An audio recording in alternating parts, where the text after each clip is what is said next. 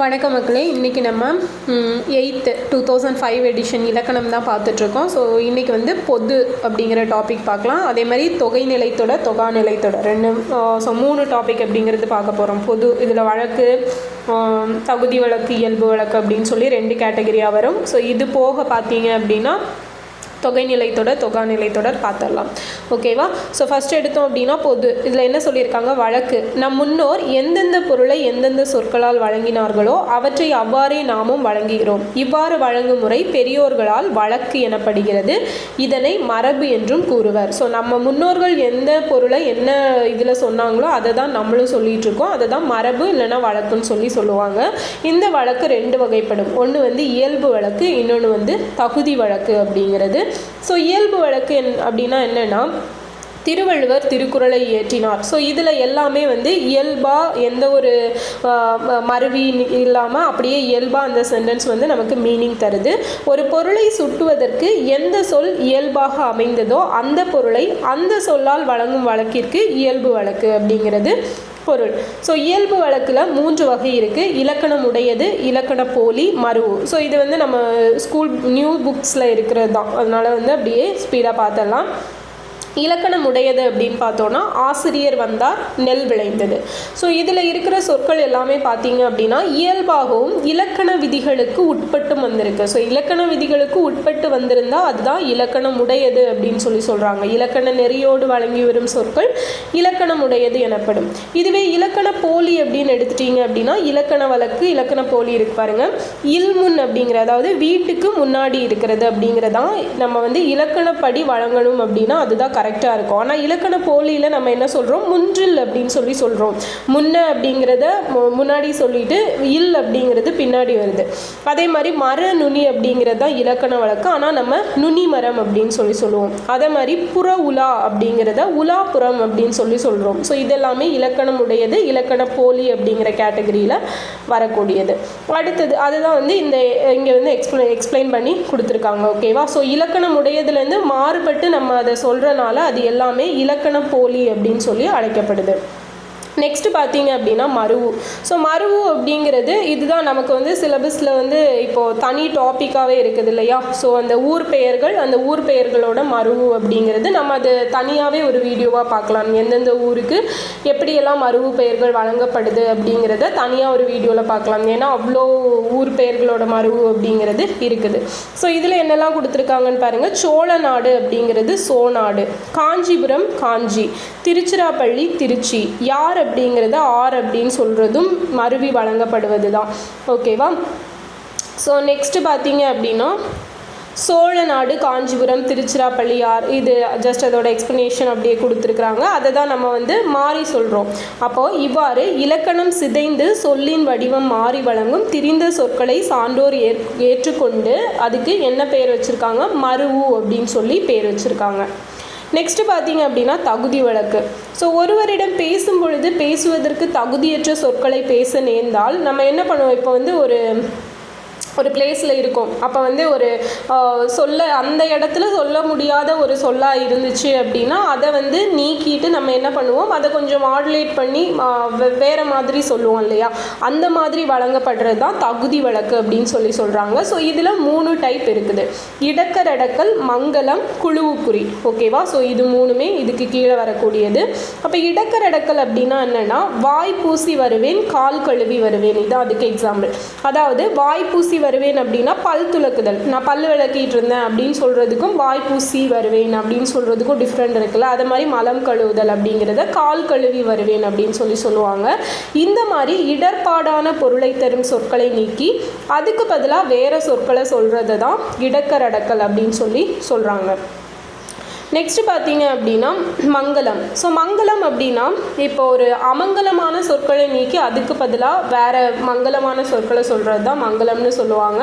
இப்போது இறந்துட்டாங்க அப்படின்னு செத்துட்டாங்க அப்படின்னு சொல்கிறதுக்கு பதிலாக இறைவனடி சேர்ந்தார் அப்படின்னு சொல்லுவாங்க இல்லையா? அதுதான் பெஸ்ட் எக்ஸாம்பிள். அறிஞர் அண்ணா புகழுடம்பு அடைந்தார். அப்போ புகழுடம்பு அடைந்தார் அப்படிங்கிறது இறந்தார் அப்படிங்கிற பொருளை தரும். அப்போ இறந்தார் அப்படிங்கிறது ஒரு அமங்கலமான சொல். ஸோ அதை மறைச்சிட்டு நம்ம மங்கலமான சொல்லான புகழுடம்பு பேருடம்பு அடைந்தார் இல்லை இறைவனடி சேர்ந்தார் அப்படின்னு சொல்லி சொல்கிறது தான் மங்களம் அப்படின்னு சொல்லி சொல்கிறாங்க. ஸோ இதுக்கு சில எக்ஸாம்பிள்ஸ் கொடுத்துருக்காங்க பாருங்கள். நச்சு பாம்பு அப்படின்னு சொல்லாமல் நம்ம நல்ல பாம்புன்னு சொல்கிறோம். அதே மாதிரி ஓலை அப்படிங்கிறத திருமுகம் அப்படின்னு சொல்லி சொல்கிறாங்க. செத்தார் அப்படின்னா துஞ்சினார். சுடுகாடுன்னு சொல்லாமல் நன்காடு அப்படின்னு சொல்கிறது மங்களம். இதெல்லாம் மங்களமாக வழங்கப்படக்கூடிய சொற்கள். அடுத்தது குழுவுக்குறி. ஸோ குழுவுக்குறி அப்படின்னு எடுத்துட்டீங்க அப்படின்னா வேடர் கல்லை சொல் விளம்பி என்பர், பொற்கொல்லர் பொன்னை பரி என்பர். ஸோ சொல் விளம்பி பரி எனும் சொற்களின் பொருள் வேடர் பொற்கொல்லர் ஆகியோரை தவிர மற்றவர்களுக்கு தெரியாது இல்லையா. அப்போ அந்த இப்போ வந்து நம்ம ஒரு குரூப் ஆஃப் ஃப்ரெண்ட்ஸ் இருக்கிறோம் அப்படின்னா நம்ம வந்து சிலருக்கு வந்து பட்டப்பெயரெல்லாம் வச்சு கூப்பிடுவோம். அப்போ அந்த பட்டப்பெயர் வந்து எல்லாருக்கும் தெரியாது. நம்ம அந்த குரூப்பில் யார் யார் இருக்கிறோமோ அவங்களுக்கு மட்டும்தான் தெரியும். ஸோ அதை தான் என்னன்னு சொல்கிறாங்க குழுவுக்குறி. அந்த பர்டிகுலர் அந்த குரூப்புக்கு மட்டும் ஆன ஒரு கோட் வேர்டு. ஸோ அதை தான் வந்து குழுவுக்குறின்னு சொல்லி சொல்கிறாங்க. நெக்ஸ்ட்டு இதில் புக் பேக் கொஸ்டின்ஸ் பார்க்கலாம். இல்முன் என்பதை முன்றில் என கூறுவது இலக்கண போலி. இறந்தவரை துஞ்சினார் என்று சொல்வது மங்கள வழக்கு. தஞ்சாவூரை தஞ்சை என வழங்குவது மருவு. கல்லை சொல் விளம்பி அப்படின்னு சொல்லி சொல்கிறது என்னென்னா குழுவுக்குறி. ஸோ அந்த பர்டிகுலர் குரூப் மட்டும் அதை சொல் விளம்பின்னு சொல்லி சொல்லுவாங்க. ஸோ இதே ஒரு கொஸ்டினாக கேட்கலாம். சொல் விளம்பி அப்படின்னு அழைக்கப்படுவது எது அப்படின்னா கல். விளக்கை அணைத்து விடு அப்படிங்கிறத விளக்கை குளிரவை என்று சொல்வது எது அப்படின்னா மங்கள வழக்கு. ஓகேவா. நெக்ஸ்ட்டு பார்த்தீங்க அப்படின்னா வழக்கு வகை எடுத்துக்காட்டு. ஸோ இலக்கண போலி வந்து கோவில். மருவு அப்படிங்கிறது கோவை. கோவை அப்படிங்கிறது கோயம்புத்தூரோட மருவு. இடக்கரடக்கல் கால் கழுவி வந்தேன். மங்கள வழக்கு இறைவனடி சேர்ந்தார். குழுவுக்குறி பொன்னை பரியென்றல். ஓகேவா. ஓகே. ஸோ நெக்ஸ்ட் பார்த்தீங்க அப்படின்னா தொகை நிலைத்தொடர் தொகா நிலைத்தொடர் அப்படிங்கிறத பார்க்க போகிறோம்.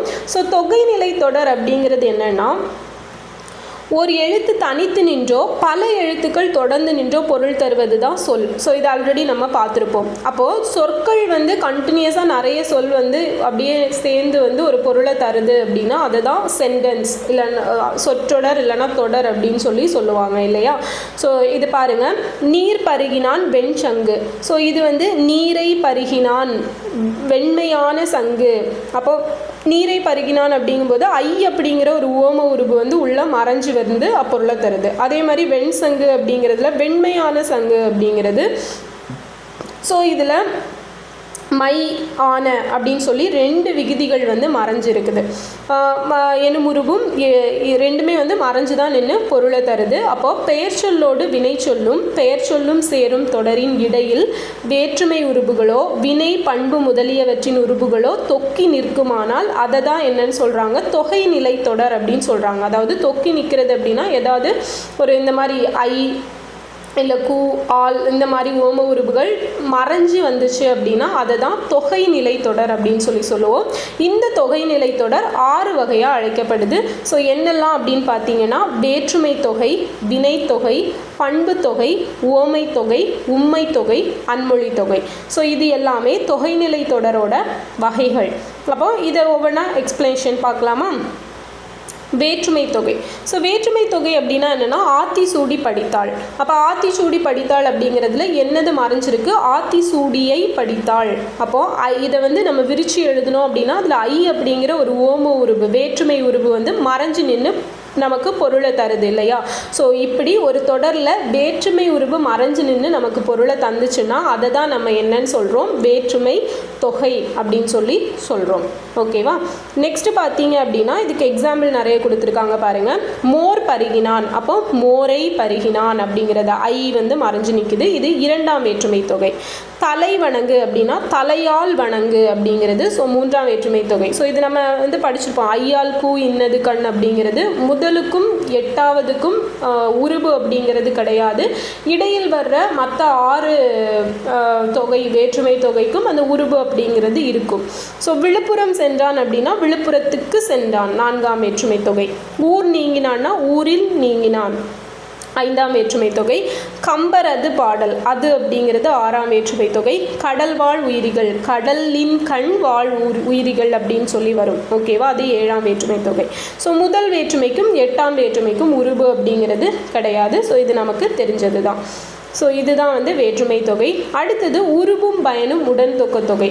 ஸோ இதில் வந்து நீர்க்குடம் அப்படிங்கிறது இதில் வந்து என்ன மறைஞ்சு இருக்குன்னு பார்த்தீங்கன்னா நீரை உடைய குடம் அப்படின்னு சொல்லி விரிஞ்சு நின்று நமக்கு பொருளை தரும். ஓகேவா? நீர்க்குடம் அப்படின்னா நீரால் நிரப்பப்பட்ட ஒரு குடம், நீரை உடைய குடம்.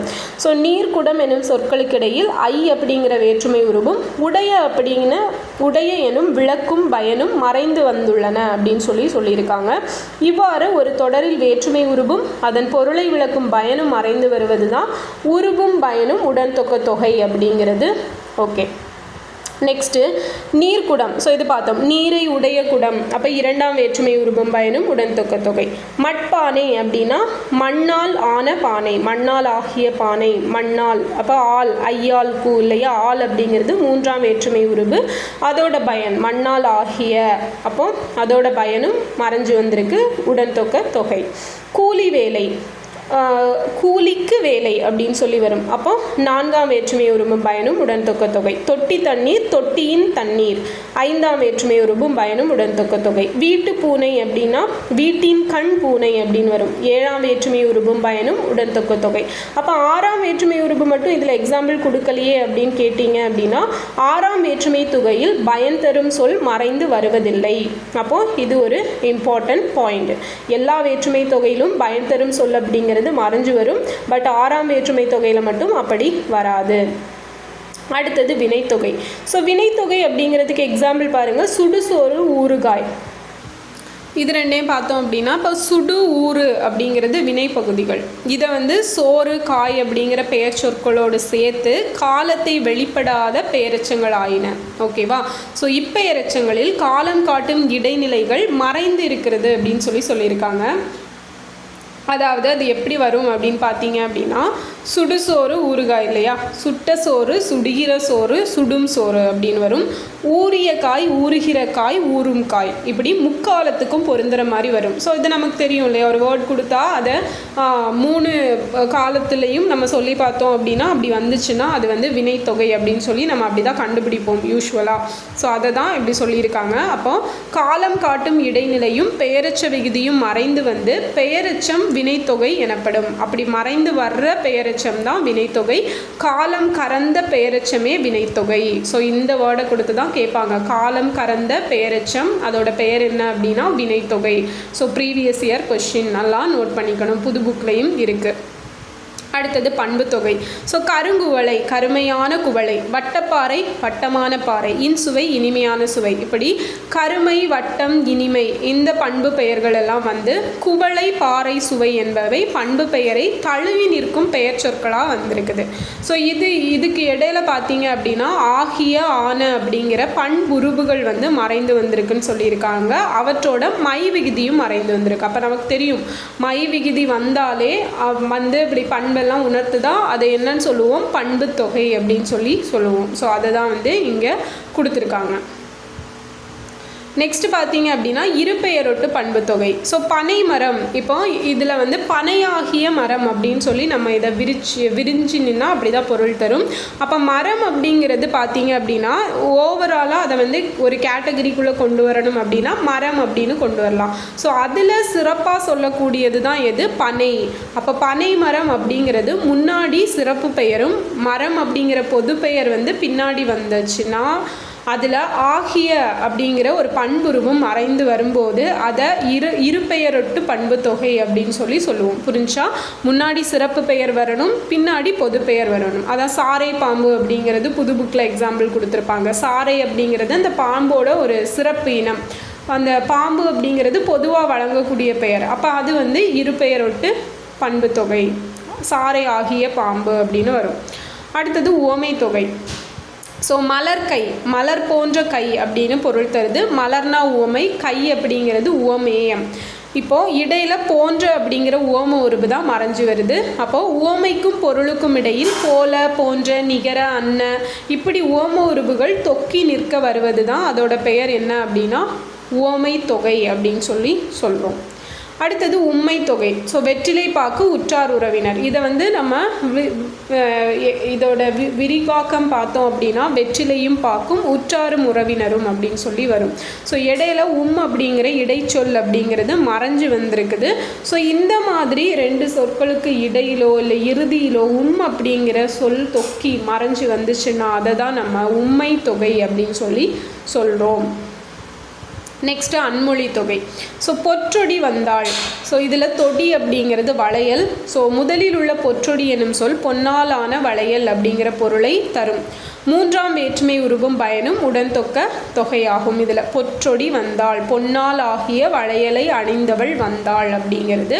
ஸோ வந்தாள் எனும் வினைச்சொல்லை தழுவி நிற்பதால் பொன்னாலான வளையலை அணிந்த பெண் வந்தாள் அப்படிங்கிற ஒரு பொருளை தருது. அப்போ அணிந்த பெண் அப்படிங்கிறது இங்கே இல்லை, அது வந்து மறைஞ்சு வந்திருக்குது. இப்படி இது வந்து வேற்றுமை தொகை புறத்து பிறந்த அன்மொழி தொகை அப்படின்னு அழைக்கப்படும்னு சொல்லியிருக்காங்க. ஓகே, அதாவது வேற்றுமை வினை பண்பு ஓமை உம்மை ஆகிய தொகைநிலை தொடர்களுக்கு புறத்தே அல்லாத சில மொழிகள் மறைந்து நின்று பொருள் தந்துச்சுன்னா அதை தான் என்ன சொல்கிறோம், அன்மொழி தொகை அப்படின்னு சொல்கிறோம். நெக்ஸ்ட்டு தொகா நிலை தொடர்.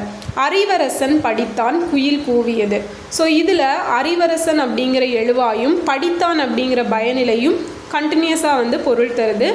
செகண்ட் எடுத்துட்டோம் அப்படின்னா குயில் கூவியது. ஸோ இதுலேயுமே குயில் அப்படிங்கிற ஒரு எழுவாய், அதை தொடர்ந்து ஒரு பயனிலை வந்து கண்டினியூஸாக இருந்துன்னு நம்மளுக்கு பொருள் தருது. இப்படி ஒரு தொடர்மொழியில் 2 சொற்கள் இருந்து அவற்றின் இடையில் சொல்லோ உருவோ மறையாது பொருளை உணர்த்துவது தொகா நிலை தொடர். அங்கே வந்து எல்லாமே மறைஞ்சு நின்று பொருள் தரும்னு பார்த்தோம், தொகை நிலை தொடர். ஸோ இங்கே வந்து எல்லாம் மறையாது வெளிப்படையாக நின்று பொருளை தரும், அதை தான் தொகா நிலை தொடர் அப்படின்னு சொல்லி பார்த்தோம். அப்போ தொகை நிலை தொடர், தொகா நிலை தொடர், தொகை நிலை தொடர் 6 வகைப்படும். ஓகேவா? இப்போ வந்து நிலவு தோன்றியது. ஸோ இதில் நிலவு எனும் எழுவாயை தொடர்ந்து தோன்றியது அப்படிங்கிற ஒரு பயனிலை வந்து வந்திருக்கு. ஸோ இது வந்து எழுவாய் தொடர் அப்படின்னு அழைக்கப்படுது.